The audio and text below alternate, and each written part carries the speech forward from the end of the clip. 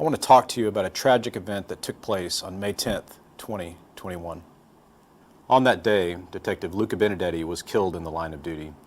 He was a beloved father, a husband, and a friend to all that knew him. He was a veteran officer with over 10 years with the department, and he was dedicated to this community, which he dearly loved. Detective Steve Orozco was also severely injured during the incident. Detective Orozco continues to suffer from permanent and debilitating injuries as a result of the senseless attack on our officers. This video depicts an incident in which Detective Benedetti and Orozco were shot while serving a search warrant. Our goal in releasing this video is to provide valuable context supporting the release of information about this tragic incident. Our hope is it provides greater insight into what happened. In the early morning hours of May 8, 2021, the police department received a report of a burglary of a business that occurred at 280 Higuera Street. 22 hours later, a second burglary of a business was reported at 157 Higuera Street. With security camera video, investigators were able to link both burglaries as being committed by the same person driving the same vehicle. However, the suspect in the video was wearing a mask and their identity remained unknown. On May 10th at approximately 4 a.m., police were alerted to a third business burglary at 120 Tank Farm Road. Just 90 minutes later, a fourth burglary occurred at 888 Ricardo Court. Again, security video showed what appeared to be the same vehicle, a light-colored GMC Envoy, as seen in the previous burglaries. While investigating this fourth burglary, security video was shown to the business owner who believed he possibly recognized the suspect vehicle as belonging to a former employee, 35-year-old Edward Giron. Pursuing this lead, police records indicated that Giron lived in an apartment at 3175 Camellia Court. His apartment was located just within 2 miles of all 4 burglary locations.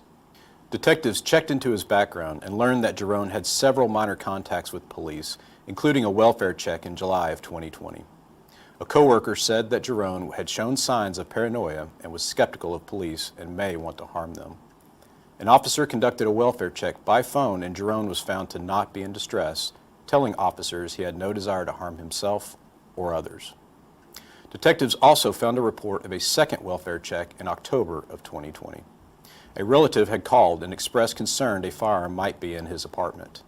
Before the police arrived, the apartment manager searched for Giron, but he was not present, and officers were subsequently canceled from this call. The police had no cause or legal right to enter Mr. Giron's apartment to search for him or for any weapons at that time. After conducting the background check and just hours after the fourth burglary, detectives went to Giron's address on Camellia Court and found the same light-colored GMC Envoy in each of the previous burglaries. Some of the items reported stolen in the burglaries could be observed in plain view through the windows of the vehicle. Detectives conducted surveillance of Giron's residence throughout the day until that afternoon when a judge authorized a search warrant for Mr. Giron's apartment. He was never observed outside of his apartment, and therefore there were no opportunities for officers to approach him regarding the search warrant. At 5:13 p.m., detectives placed 2 phone calls to Mr. Giron in hopes that he would grant access to his home and peacefully comply with the search warrant. Both of these calls went unanswered. Detectives then approached the second-floor apartment and repeatedly knocked on the door with no response.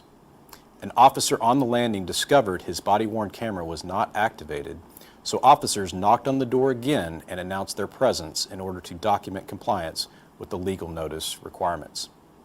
With no answer at the door, officers then attempted to use a key provided by the property manager. This key did not work the lock. In total, officers spent several minutes outside of the door attempting different alternatives to making a forced entry. Officers then had to utilize a ramming device to forcefully open the door of the apartment, after which they held their position and did not enter the residence.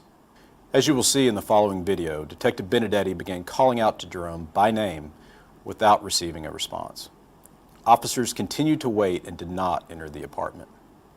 Inexplicably and without warning, Detective Benedetti was suddenly shot by Giron from inside the apartment. Tragically, Detective Benedetti sustained fatal wounds while positioned on the upper deck of the stairway. Giron then exited the apartment and continued to shoot at officers from the top of the stairway, striking Detective Orozco in the arm and in the head. We will now show you the officer camera video of that moment. It has not been edited except for audio and video portions showing the graphic shooting of Detective Benedetti.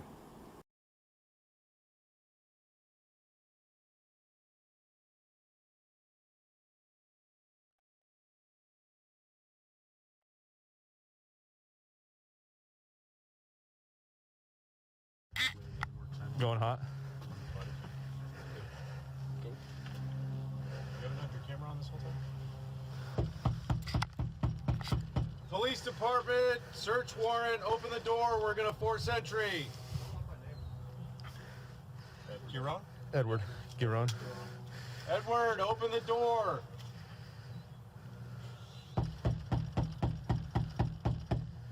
Edward, it's the police department, open the door.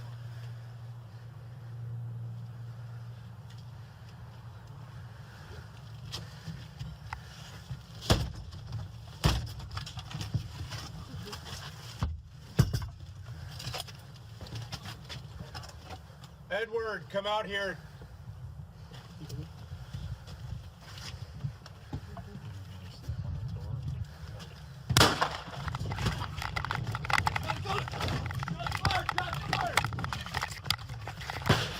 Shots fired, shots fired.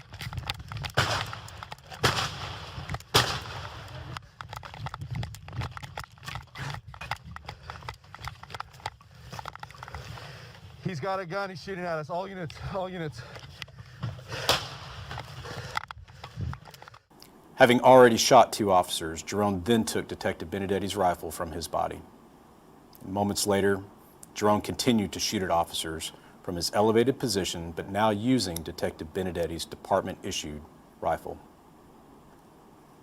2 officers were in position to return fire, striking Giron multiple times. Giron then retreated back into his apartment. In the video, you can hear an officer talking with a wounded Detective Orozco once the gunfire stopped. He was asking him if he was okay. Seconds later, a single shot is heard from inside the apartment as Giron was alone, having just shot himself in the head with Detective Benedetti's rifle. He's got a gun, he's shooting at us. All units, all units.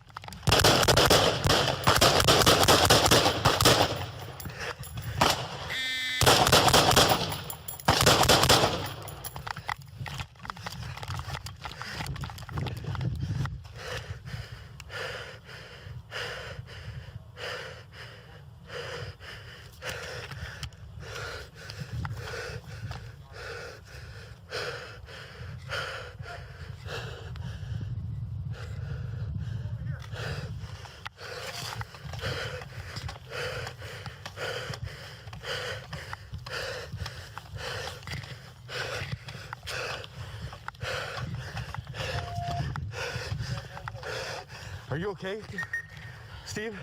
Hit in the head and arm.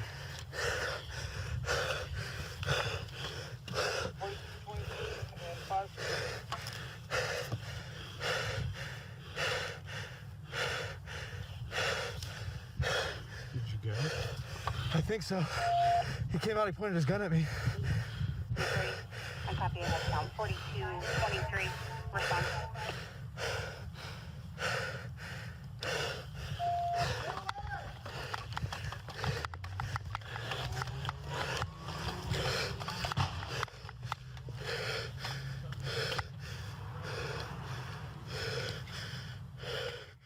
A rescue team was formed and moved up the stairs.